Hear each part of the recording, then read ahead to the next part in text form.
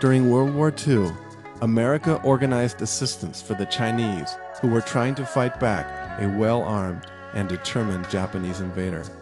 Tens of thousands of Americans came to China, and many others worked to support the China war effort from locations across India and Burma as part of a unique pact between two great nations. This history-changing event brought these frequently young Americans, some just out of high school, to a world far removed from the one they understood.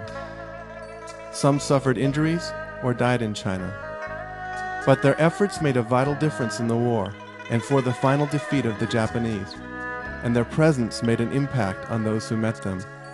Today, almost 60 years later, the Americans who came to China are still remembered.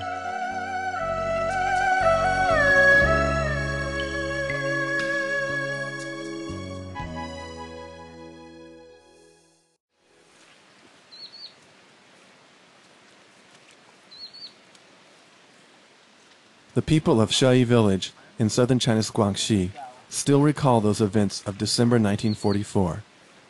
In the middle of the night, the people heard the deep boom of a loud explosion very close by. Even though a world war was raging around them, in that small place hidden in the back roads and among a maze of sculpted karst buttes, the sound was still surprising and unexpected. In the chill morning, the people awoke to wonder at what had happened. And after the morning mist had finally lifted, people looking back over the village could see heavy black smoke rising from beyond a nearby hill. It was very close.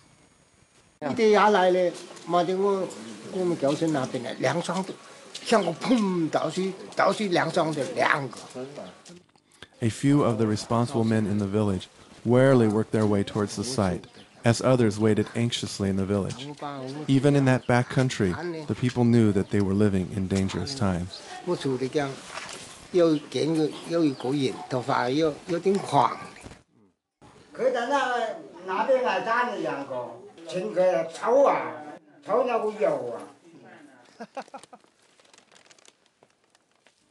Coming close, they could hear the occasional pop of ammunition as it lit off.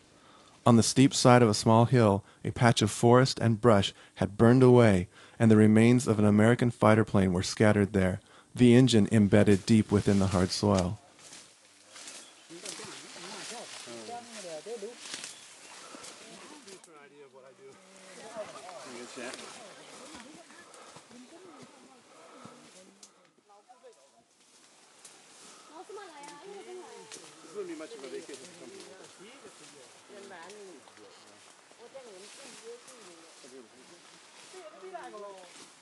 The villagers remembered it all so clearly, almost 60 years later, on my visit in April 2002.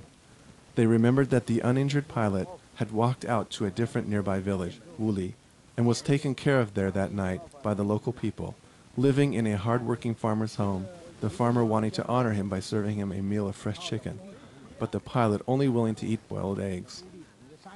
They remembered that he could write a few crooked words in rough Chinese, American, contact the government.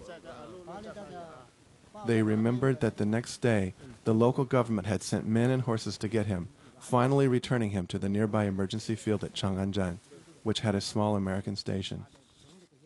But more than anything else, they remembered one special detail from that day. They recounted it to me on the way back down to the village from the crash site. On the trail, one of the men sidled up to me just a little bit awkwardly and spoke with purpose, choosing his words carefully. He said that on that day, when those village men had gone up to the crash site, the American pilot had been standing just around the corner from the plane, waiting. He had been waiting in vigil for just those common everyday folk of rural China. When he had seen the men from the village coming closer, he had urgently signaled for them to stay away.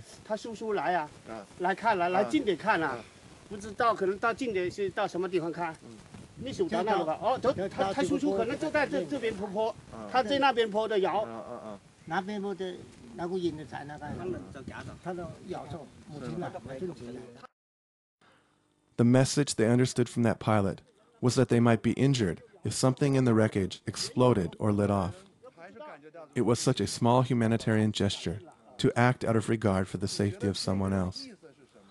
But that American pilot had carried it through, despite being in a land far from the land of his birth, far removed from his countrymen, and alone in the midst of war after parachuting from a stricken airplane in the middle of the night.